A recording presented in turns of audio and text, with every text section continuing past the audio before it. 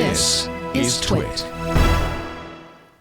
Let me ask you, Steve, because you're the most geekiest of the bunch here. Is it harder to do a self-driving car than we knew? I remember in the very earliest days of the DARPA challenge. Remember this?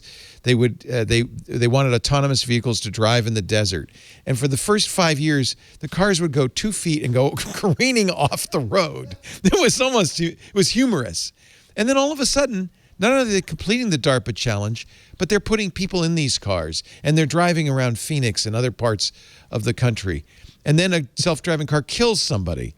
And then Teslas seem to keep running into things. Is it easier or harder or both to do a self-driving vehicle? It's completely insanely impossible to even think that this should be done or it's a good thing. I mean, I'm on record years ago on the podcast saying, what? They're going to drive themselves?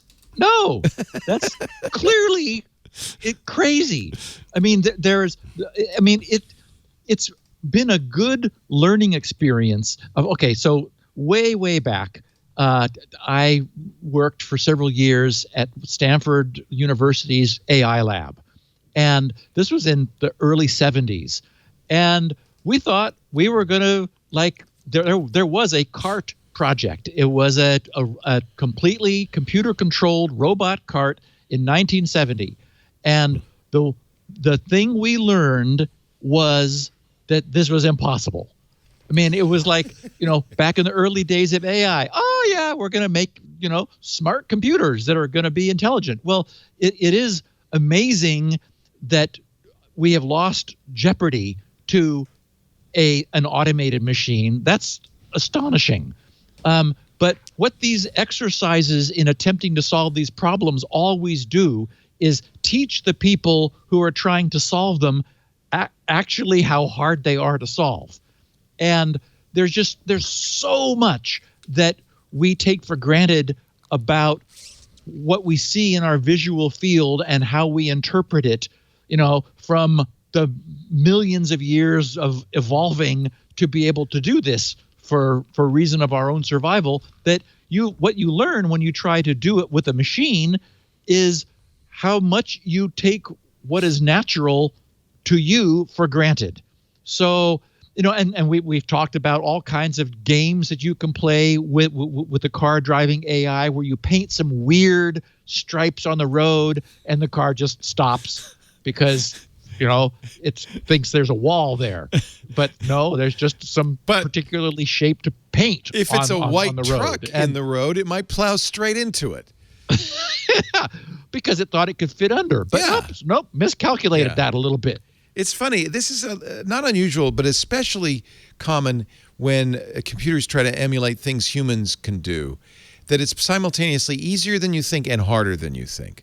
Mm-hmm. A 2-year-old can recognize its mother, but a computer has a hard time, figuring out if that black person committed a crime or is a Supreme Court justice. It's both harder and easier than it seems, and we're kind of caught in that middle ground now where it works but it doesn't work. This really is the OG show, though. This is interesting because we're all kind of the voice of caution, like, yeah, kids, go ahead, try it. No, I'm not getting in that car, TikTok though. Thing, I don't know. Get off of my lawn, TikTok. Getting in a car and not paying attention is the dumbest thing anyone does. And yet, that's what we don't have one now, but most of the cars I've owned as an adult have been stick shifts, and part of the rationale there is you can't mail it in.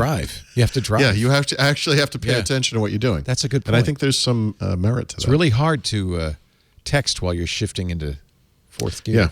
Yeah, exactly. That's a good I have point. a key that I have to turn to start my engine. What? Just, yes. FYI. Oh, yeah. You're making an explicit OG. action. It's nice.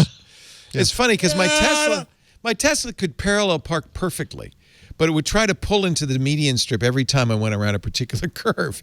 It's simultaneously amazing and incredibly stupid. And that's that one of the nicest unreliability. Yeah. One of the nicest examples of a compromise, and I've used it a lot because I think it's so cool, was the Palm Pilot's idea of asking the user to adapt a little bit to the limitations of the technology with graffiti, which was Jeff Hawkins' creation that allowed this really low power little PDA in the early days to do a perfect, I mean, P with a capital perfect job of recognizing handwriting. So what I could imagine is a future where we adapt our streets a little bit to the needs of self-driving cars. Yeah. If we decide as a society that this is something we really need to have, is that we need to just, remove the windows and get into a black cube that navigates us to where we're going, then I think we have this technology. This is bumper cars. I mean, just make the cars a little more resilient. Put a ring around it and This is the black box that you're going to get into. Zoox announced its self-driving cabs just a couple of weeks ago, and literally this is what they hope to make available. It should have a giant inflatable ring around it.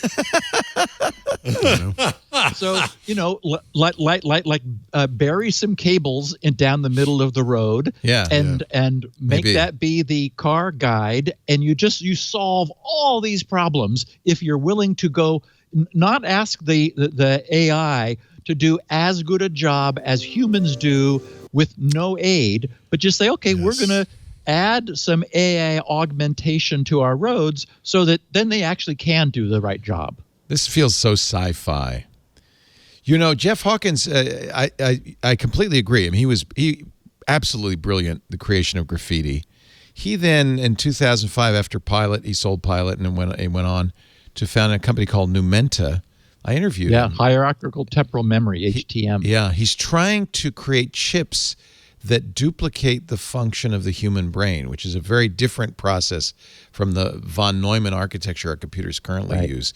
It's massively parallel. Our brains aren't that fast, but they're so massively parallel, they're able to do things that chips can't do. So I don't know if Numenta's a dead end. I haven't heard much from them.